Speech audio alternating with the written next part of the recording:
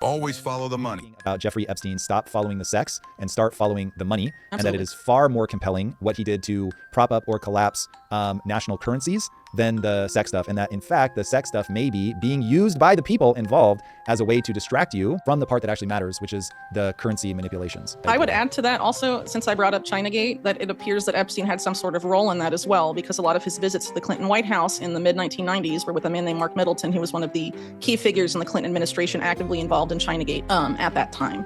And at the time that was going on, Leslie Wexner, who Jeffrey Epstein worked for during that time, essentially took over Southern Air Transport, which had previously been the CIA-owned airline and was involved in the Iran-Contra scandal of the 1980s.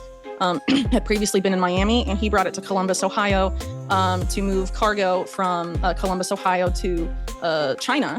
And there were Ohio law enforcement officials at the time that called it the Mayor Lansky run because they felt like it was tied to some sort of organized criminal activity. And when you consider that there's also evidence that Epstein hadn't been involved with arms trafficking back in the 80s and maybe in the 70s to an extent as well, that certainly warrants investigation.